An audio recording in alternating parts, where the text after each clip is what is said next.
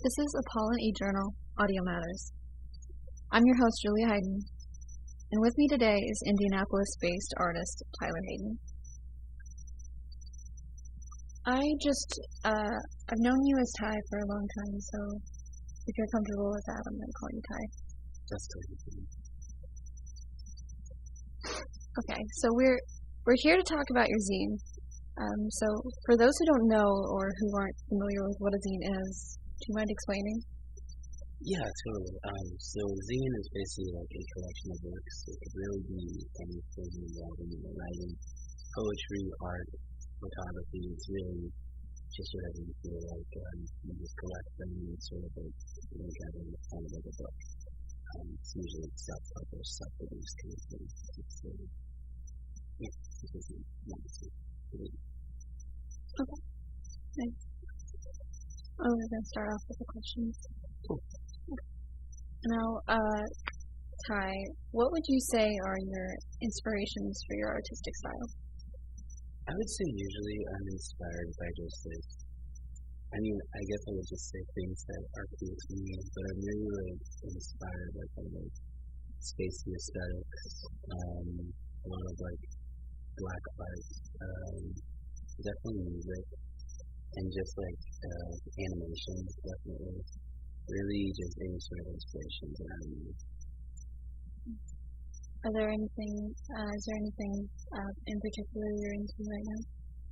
Currently, I'm just like listening to current music, reading a lot about some comics, and watching drama videos. Nice. What are your thoughts on 2017 as a whole? Pretty bad. I feel like besides pop culture, it definitely wasn't the best year. But there was a lot of good stuff coming out to distract ourselves with.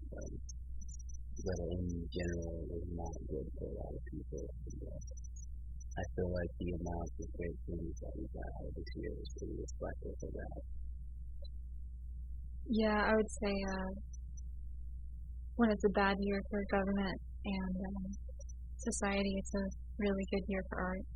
Yeah, it seems that way. I guess that's like the best way to express yourself politically and things like such as that. How did this music aid in your perspective of 2017 as a whole? I feel like a lot of the music that I really was into last year was really, again, like reflective of the climate that we were kind of dealing with, both politically and socially. I feel like pretty much since 2016, maybe 15, 14, there's been like a real resurgence in sort of like political music.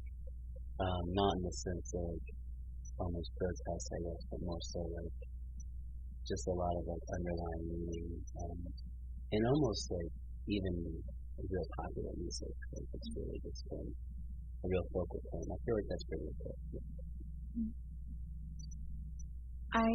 I've been looking at your zine for a little bit now, and you say you have around 7 to 8 albums. 10 sorry. altogether. 10 albums that inspired works in the zine. Yeah. And the first one you put in your zine is Damn by Kendrick Lamar. How did you feel about that album? It was so good. I feel like it's just really concise.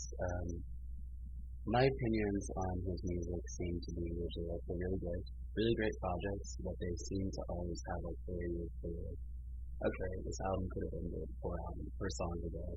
But I feel like with Dan, he really like compacted it. Like pretty much the best of both worlds. Very socially conscious. A lot of the songs that bangers, so like they just sound really good while also having some pretty good meanings and just like tons of influence. It's really great. You said your favorite track was Fear. Yeah. I really love that track. It's great. It's one of my favorites. Mm-hmm. Why is that your favorite? I would just say like just the way that it's all connected through a theme of age and just different things that kind of like scary artists, and I guess like us in general, you know, between like, you know, burned up figures and, you know, death and like just like your public image, especially for a celebrity, a black celebrity, that is extremely important, especially in this day and age. And I feel like he was just really well executed in that song, on top of like really great production, just a really great like just. I feel like Kendrick is definitely known for how he's able to change flows throughout songs, or even just throughout one song, and it really shows in that song. Do you feel any connection to the power of your medium as a black artist? I feel like it's really important because like there is. I feel like personally I'm aware of a lot of like, you know, black art, like, you know, modern black artists like in my time, but also like, you know, before. But like in a, I guess almost like in the sense of academia, it's not as well acknowledged, and I feel like that's not like anyone's real fault, like just a regular person's fault, but that is the thing. I feel like most people aren't aware of it because we haven't really been shown that, like, you know, throughout like historically through schools and things like that. So I feel like it's kind of my job, or like a duty to like, you know, express myself through my art and also like open other people to artists before me. I get that. I never. I would take a lot of art classes in the last 10 years or so. Never really was taught about any black art. Right. So we talk about Priest, it's another band, second album, Nothing Feels Natural. Yeah. What made you want to put this in your zine? I would say Priest, their debut is about, I would say probably my favorite punk release in a really long time, at least like 3 years since that album came out. And like, it's just, it's got so many things that I just really like. I mean, of course, you know, a good punk release, it's like very political. There's a lot of talk about feminist views, that's pretty good. It's really jazzy. There's a lot of like cool horns and saxophones going on. The vocalist is Katie. So talented, such a great vocalist. Almost bluesy kind of voice, and I feel like a female vocalist over punk vibes are probably my favorite kind of music.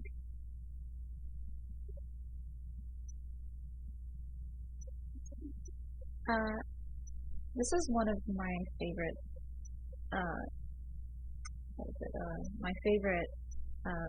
submission in this collection. It's inspired by the band Black Kids and their album Rookie. Oh yeah. Yeah, I waited so long for this album to come out. It took almost about a decade. But yeah, it's just like that kind of like bouncy, fun, like kind of indie rock, little dream pop vibe to it that I really love. Like there's always at least one release every year like that that I'm just like super attached to, and it's just that like kind of like, you know, senseless but also kind of like self-aware, like, you know, just like fun, like indie party music, and just always go back to it. Can you explain the imagery? Yeah, absolutely. So basically, I just kind of drew the original, or the vocalist, Reggie Youngblood, just kind of like surrounded by ghosts. They have a lot of like spooky vibes to them, especially in songs there's like a good handful of songs. Sorry, it's hard to come to think off the top of my head. Okay. But just a lot of like really like not really horror themed, just kind of like creepy kind of vibe to them. They have a really good sense of like making like really fun, humorous lines, almost kind of dark or like ominous. And I feel like that duality is really reflective of them as a band. And I just kind of wanted to show that off with some real cute gifts. I like it. Now, this one is, I'm very attached to. I would say a lot of people are. Mhm. Your next submission is is inspired by Gorillaz' new album, Humans. Now, I went to Chicago, and you almost went with me Okay. to their first show back. It was amazing, by the way. I'm sure. I spent way too much money on the shirt. I know this album meant a lot to me, and I can't even articulate how it made me feel when I was hearing it live. Yeah. Do you have any words for it? Man, Humans is such a good album. Like, I would say that I'm still like uncomfortably attached to Plastic Beach, but like Humans is probably one of the best follow-ups, not to mention The Fall, that I guess could have come out of the situation. I mean, I feel like a lot of us didn't even expect a new Gorillaz album, right? Yeah, it seemed that they got that, and this is just my guess, but it seemed that they came back together. Yeah, I think they actually broke up almost. Like, I think they definitely went on a hiatus. I think the two creators were kind of, like, creative differences. It seemed very close to the election of Donald Trump. Yeah, I think the first single, Halloween Money, came out like after he was into office. I think they came in the day after. But yeah, this album is it's so great. There are some of the most interesting collaborators and rhythms that they've ever had in their albums, and I feel like it was very feature heavy. It feels almost for the reason because there were just so many voices that were in that, that political climate at the time that really just needed to be heard.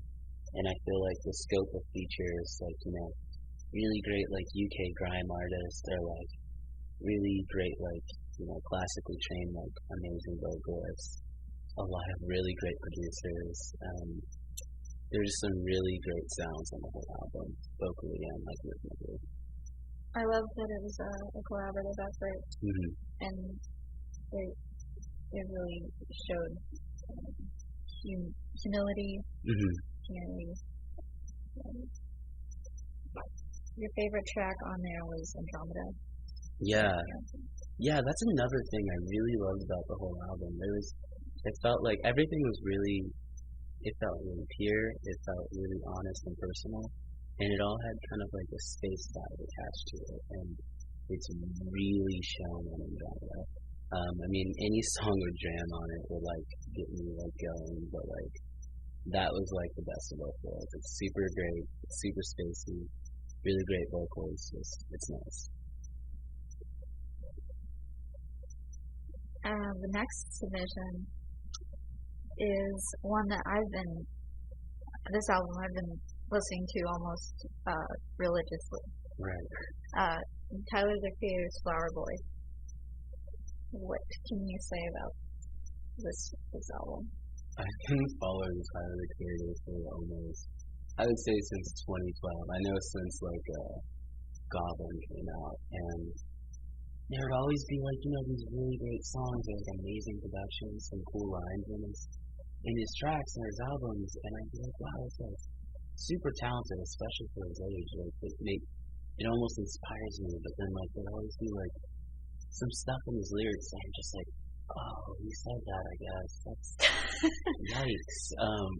And I feel like, between that, Wolf, Cherry Bomb, and now Flower Boy, like, you can definitely just see like his progress.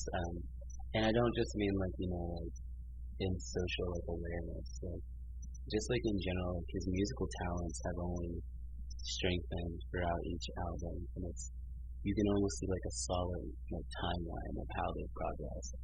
And just there's so much humility. There is so much like personal growth on that album and Flower Boy that's just not there in his older releases. And while I mean, of course, they sound really great, like all of his albums do, I just feel like this album really just kind of defines like a turning point in his like musical career and his self as a person. I really liked how he made himself look, or he seems as though he's part of sexual fluidity. Mm-hmm.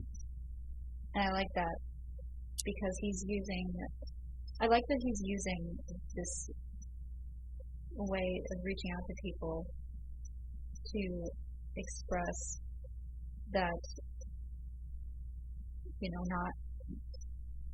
it's not a requirement for black men to be overly straight, overly sexual, overly masculine. Yeah, I feel like almost every track that has like a sense of romance in it, almost all of them are gender ambiguous, like, and there's just so much. I mean, it's apparent that he came out after the album released, and you know how a lot of his older albums would use like, a lot of gay slurs, and it was really uncomfortable. And I mean, like, even after this album that came out, like, he didn't even use one, it was interesting to me. I feel like that's just a strong sign of like how much he's developed as a person. And just in general, there's just, again, it's just so much growth in this album, and it's just really inspiring, and it really does set an example for a lot of other like black men that are probably dealing with the same issues he probably has been dealing with for over a decade. Yeah, I would say one of the nicest albums I've heard coming out of 2017. Absolutely. So your next page. So the band is called Jason. Mm-hmm. So what in their album is called Everybody Works. What can you tell me about like how this made you feel and what compelled you to put it in? So again, I just really love female vocalists, like especially in bands, and there are just so many strong things about this album. It's really hard for me to describe. It's really nice. It has this real like warm sense to it. But the lead vocalist, if I believe it's Melina, the way she writes is super honest. Probably some of the most honest lyrics I've heard in a really long time. She's a really great musician, really great vocalist, that I feel like definitely deserves all the attention that she's been getting throughout this year or through last year. Everybody Works has some of my favorite, just kind of like almost call and response kind of like lyrics to them. They're pretty much strong in it. Yeah, I listened to the album a while ago, and occasionally people, everybody's dealing with mental health, and when I was listening to it, I felt like it was relatable, and it made me feel comfortable in my dealing with mental health. Yeah, there is a strong sense of confident self-love in that album. Almost kind of like similar to like Solange's like 2016 release, or like a Mitski song, like really just comfortable with like their self and like admitting their flaws. And there's really strong signs that like we might be dealing with things, but we're still deserving of respect and love and that kind of feelings. This one, the next page.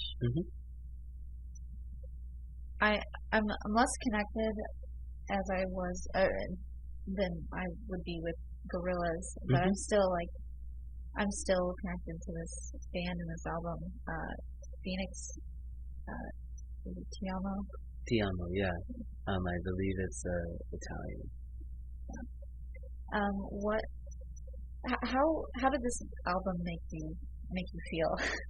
Okay, so like this boy loves Phoenix, right?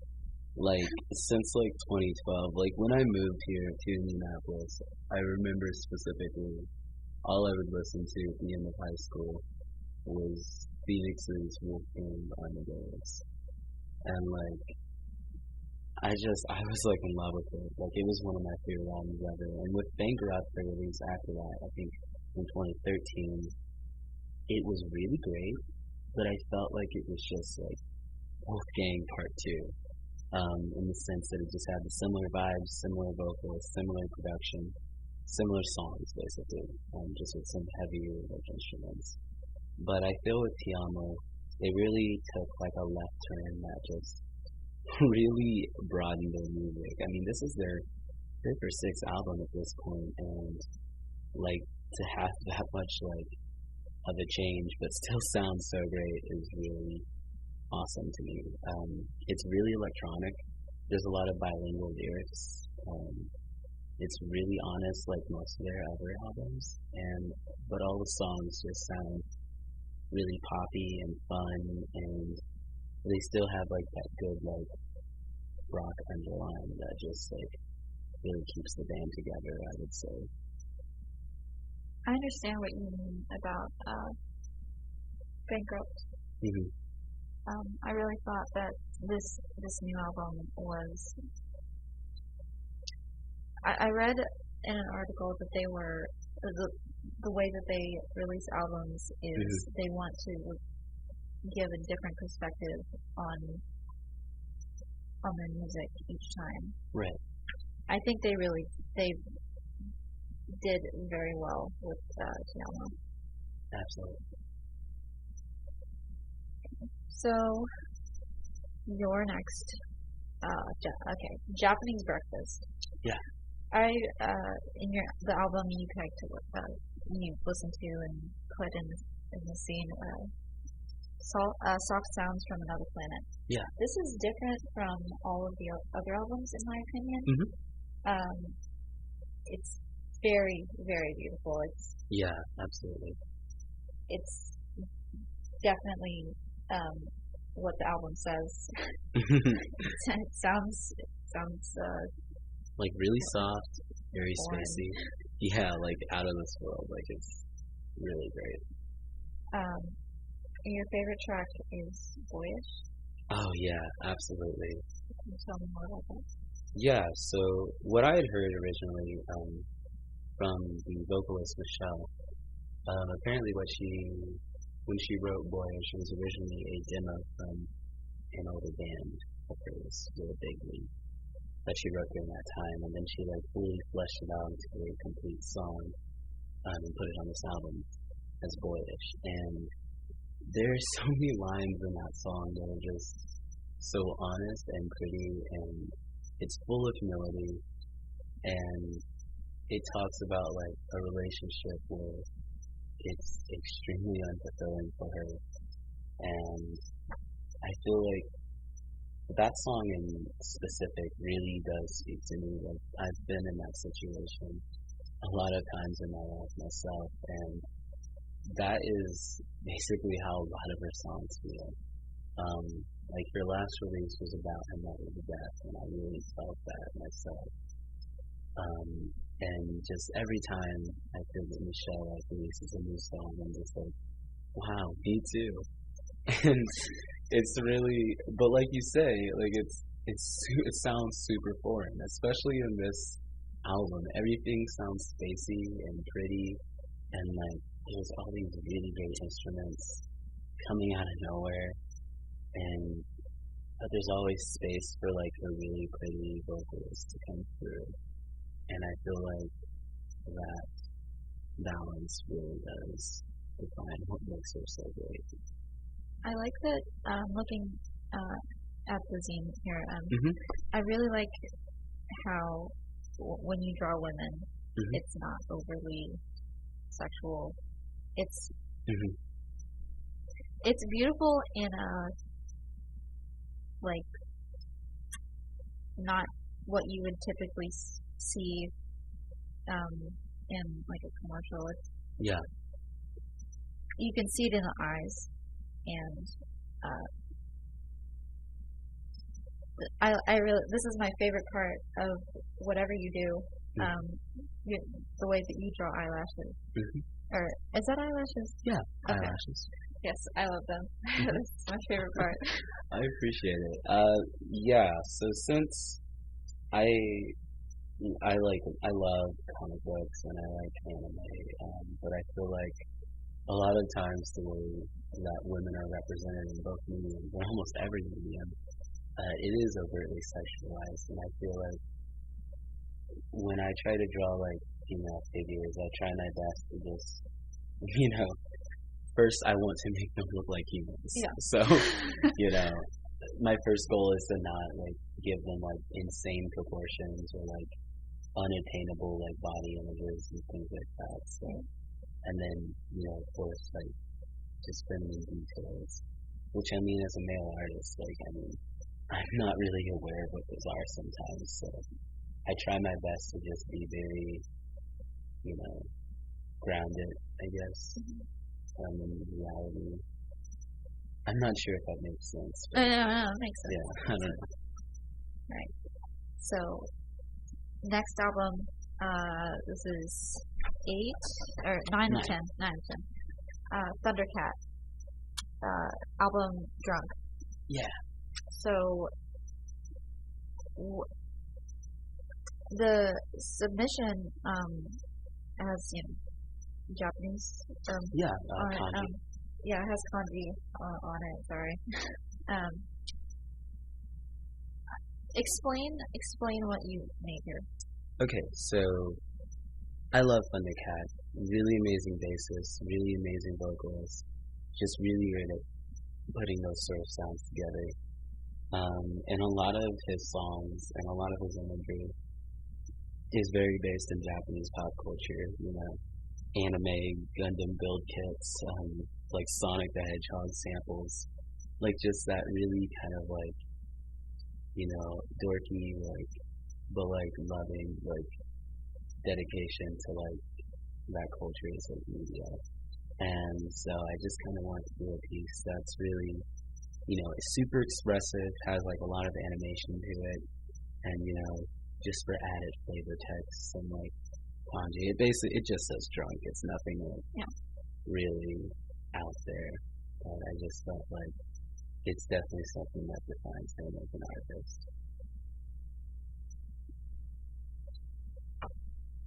Your favorite track? Why did you pick Walk On By as your favorite track? Okay, so I felt when I was choosing this, like it was like a little biased because there was already like a whole like piece and page dedicated to Kendrick, and of course he's on Walk On By, so I'm like, I don't know, but like Walk On By is just, even without him, it's such a pretty song. A lot of his songs are very fun. Like there's so much humor in them. Almost kind of in a sense of like Tyler Shader. I think he was definitely born in that whole era of like, you know, like Adult Swim based comedy and stuff like that. They're really fun, really light, but they can also have like, you know, a lot of emotional toll, and it definitely shows in this whole album, you know? But just, he's really, I guess I want to say poetic about it. Like, there's not, usually in a lot of his songs, he doesn't say much. He just kind of lets the music play, doing a couple verses, and it's just, it's really good in Walk On By. And it's hard to describe, but it's just really pretty. It's about loneliness, and the whole album is reflective of like, you know, drinking and like different situations. And I feel like Walk On By is the definition of like the album's low point of like, you know, drinking by yourself and like that feeling of loneliness. And it's great. Yeah. The way that he, I know a lot of people deal with this problem, a lot of people have addictive personalities, and a lot of I know a handful of people when they're stressed they talk about drinking, and though it's not a healthy way to joke about it, Right. in this album I feel that because he put this in here, it's you can connect, Right. instead of possibly going to bad tendencies. You can relate and find something better. Yeah, like multiple times throughout the album, there's really like a lot of like coping mechanisms. It seems like like traveling, partying, and then I feel like once it hits Walk On By, it really like at the end of the day, it's really is about drinking. So, moving on to your the last submission, Princess Nokia. She made an album called 1992 book. Right. So in 2016, she released an album or a mixtape called 1992, and then made a full release of it under Rough Trade as 1992 Deluxe, refining the songs, adding a lot of new songs, and just like making an all-out like album. I personally, the first time, when you listen to an album for the first time and you're like, wow, all of these tracks, instant favorite. Yeah, absolutely. That was this album. It was the way I had described the way that I had tried to describe it was soft melody, nice rhyme. Yeah, like she, in general, just like anytime like you see like a super talented like woman rapper just like going at it and just like making their own like kind of like path, it's just always great because of course like there always needs to be like room for like women in music, and I feel like it's definitely most needed in like rap, and I feel like there's always this sense of competition, and I mean that's pretty much inherent in hip hop music, but it's strengthened I feel by competitiveness and internalized misogyny and outward misogyny in the music industry when it comes to female rappers. Like I love like a new Nicki Minaj song, but I feel like a lot of times it feels like all we have is that. And I feel like especially last year and this year, we're getting a lot of really talented like artists coming into their own on that front. Princess Nokia definitely being one of my favorites, and I feel like 1992 is just a definition of how much I love the music. Like I would say I have a lot of favorite tracks in that album. It's hard to like just talk about, but she tells really great stories. She's a really great rapper. She has some really pretty melodies. It's great. Yeah. So in the music industry, in a few other industries, it basically, women can't be good rappers, women can't be good comedians, women can't be good politicians. When the metric has been, it's been a man's game. Right, absolutely. So with trans female politicians coming up, Princess Nokia, other female rappers, female comedians, and other industries, they're changing the way that you think about what their platform. Right, absolutely. There's definitely been a real surge last year, and I feel like it's only going to get stronger. And I think one of the best things that come out of this political climate is just to see like all of these women really, outwardly speaking out about how they feel, how, these politics and things like impact them. And I feel like the more and more that we give women a chance to do that, and just like, shut up for a second, we really will see more and more like do it. And I don't know, it's great. Like anything, I always just think back to like all these little girls that are seeing this and like knowing that they like have a voice, and that's important. I don't know, it's really important to me, and I'm sure it's important to a lot of other people. Yeah, when we talk about feminism, we can't really not talk about race, because they're interconnected. Yeah. And with all these, with all the POC or the women of color coming up and dominating, pretty much. Absolutely. You're seeing a clash of white feminism through a few artists. I'm not going to name them, but they know who they are. Right. And even political marches, it can not be. It's very exclusive. Yeah, I mean, when feminism isn't intersectional, involving trans bodies, pointing out like the women of color who suffer, class, like there is a lot of things you must take into account, and I feel like sometimes it's not, and I feel like people like Princess Nokia really push for that to be made apparent.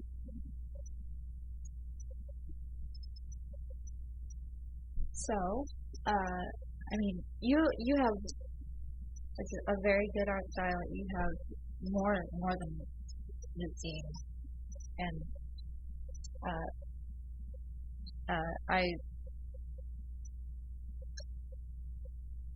you're one of my favorite artists coming out of this century.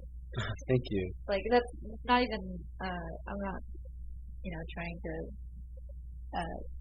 be that person, but yeah. I really love how you use colors, how you use color and different types of what is it? Like, I don't want to say medium. Yeah, like I love like mixed media, so I do a lot of like inking, and then a lot of like digital things like that are just really fun to me. I just like to create things I think are spacey and cool and neat, and I love talking about emotions, which is something I've like really been into lately. So I really try to find that in my art. What would you say would be your favorite piece in this collection? From my zine, it's hard to say. Going back, like, I spent a really long time on making these and just like putting it all together. I would say probably my priest piece. Not sure why, I just love the use of pink in it, the use of pink and the space it creates. In almost every piece, I believe actually every piece used a theme of kind of like a pale yellow to keep it all together. And I think it's best used in that priest piece. So I guess without any sort of emotional connection to it, I would say that one artistically was my favorite. What would you feel? What do you feel is the one you feel closest to? In general, I would say the Japanese breakfast one. It was definitely like the one that I felt like really conveyed like some isolationist like emotion to it. And just like a sense of like space, of course, and just I don't know. I just feel like there's a lot of like feelings I was trying to convey with the zine and like the albums and pieces I made and chose. that I feel were best described in that one. I felt it. That's great. So you touched base on this. Basically, I don't want to put words in your mouth. Are there any other inspirations for this besides like an outlet? I guess I've been wanting to just make a zine for a real long time lately, and I felt like music was probably my best idea to do that on because I talk about it way too much. But I feel like other inspirations for it were just like, I mean, of course it was like an emotional outlet, but it was also just to like, strengthen myself as an artist. I feel like when I give myself prompts, like, like an Inktober challenge or like making a zine or something like that, I feel like I'm much more productive, and I feel like that just inspired me to keep going. It's just doing all these pieces and just seeing how much I create, like, this really helped me get through not only like art blocks and things like that, but just helped me get through emotionally last year. Oh God. Yeah. Emotions in 2017. Yeah, they were a real doozy. Not my strong suit. Absolutely, same here. This collection, I love to make music and recreate music. But everybody has a lot to do, or everybody has everything on their plate, so it's hard to make time. This helped me want to make more time for it. Well, that's great. Yeah. I feel like the best we can do with art is to inspire other people. So any time that we're able to do that, I feel like is a successful use of time. So, how long have you been practicing? Doing art? I would say, I remember specifically tracing out of like video game strategy guides when I was like 7 years old or something. And I guess since then I've like been into drawing and sketching and doodling. So I've been doing it since really elementary grade like classes. And I would always just like look for like any sort of school curriculum, just like how many art classes can I take. And I feel like it definitely strengthened a lot of my artistic like skills, but I definitely have not been doing as much art until like after I got out of high school. Since I've been in college, I've done a lot more art, and it makes me really happy because it's of course one of my passions. So yeah, I guess I've been doing it since I was a very small child. I used to want to be an artist, and I did it religiously from the time I could hold a pencil. It's since then diminished because I'm a biology major, and that takes a lot of time, and I just don't have the inspiration that I used to. But it's good because I can live vicariously through you. That's good to know, at least. So, out of these 10, what would you say is your favorite album? Favorite album? Okay. See, I feel like when someone reads the zine, it's gonna look like a top 10 list in the end. But I kind of don't want it to look like that. I mean, I feel like each album describes like a different side of my personality or like my mood. So, of course, when I'm feeling like super political and like passionate and I want to hear a good rap album, I'm gonna go to Damn. Or like when I'm sad and like I want to feel like a human, I'm gonna listen to some J song. But I think in the end, my favorite release. It's hard to answer. I guess I would go with Damned just for a cover answer. Um, but also Priest. Nothing Feels Natural is definitely this. Again, one of my favorite punk releases in a good amount of years, and there are so many emotions and sounds in that album that are just like really hitting it home for me. Yeah, I understand actually. Like that's just a hard question because, there's different situations for each album. Absolutely. Yeah, I will always hold Gorillaz close to my heart, but sometimes, I'm tired. Right. Sometimes I just want to be the passenger. Right. Oh, yeah, definitely Flower Boy as well. Flower Boy's amazing. That might actually be my favorite. Oh my god, I love this album. It's real great. It's hard to describe how great that album is. Definitely my favorite Tyler release, and I would probably say, like, if someone asked me real quick, probably my favorite album of last year. My favorite lyric from that album was in the garden. Garden Shed? Garden Shed. Sorry. It's just a weird lyric. I can smell it in your eyes. Yeah. Yeah, no. I feel like the best thing about this album is that he's still like, that weird, like really funny black kid that he has always been. But it feels like now he's comfortable with it. Yeah. And there's so many great lyrics in that album. I mean, 911 is great.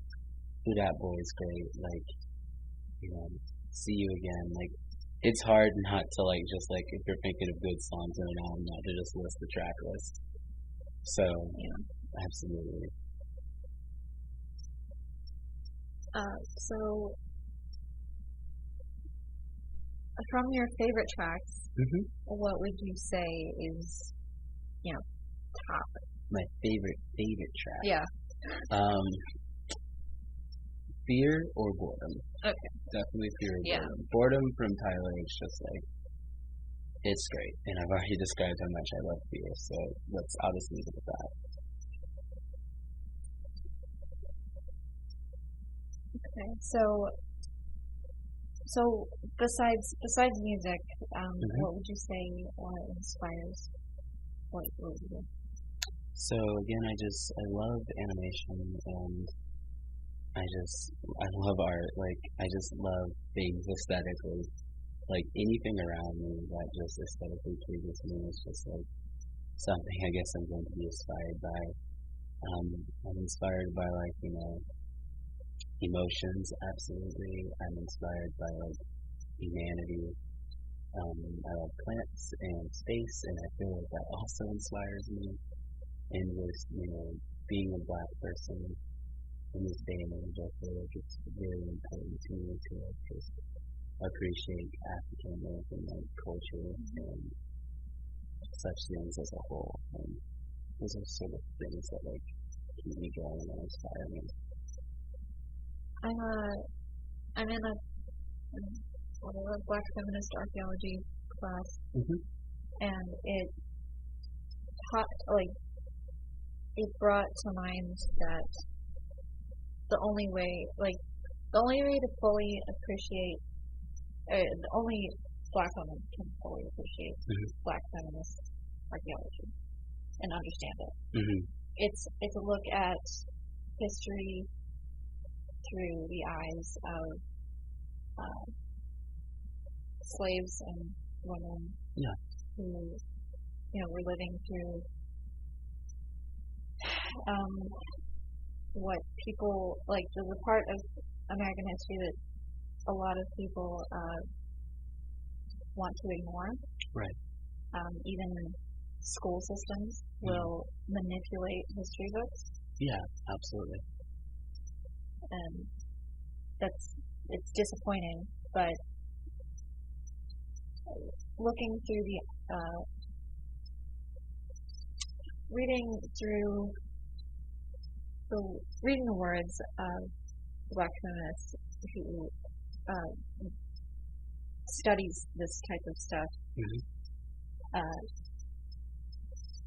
it's way more valuable than what was previously given to us.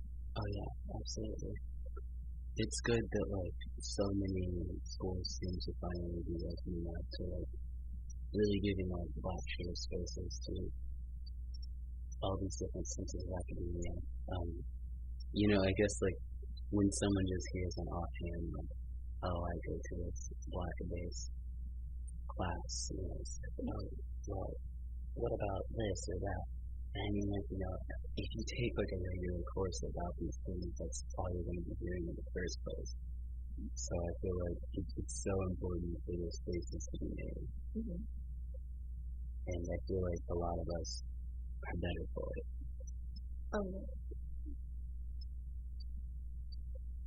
So,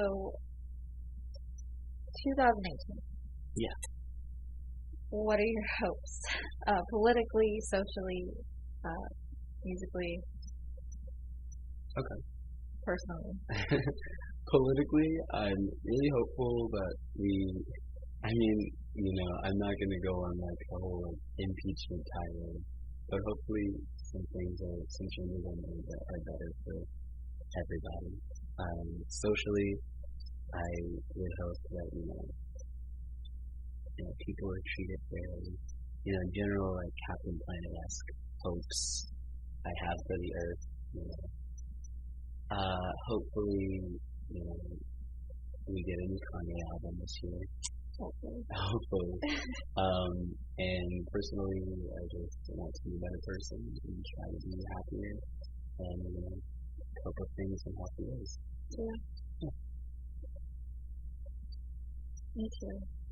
Me too. I guess musically we could also do with like a Daft Punk tour, but yeah, not a huge deal, I guess. Calling you out.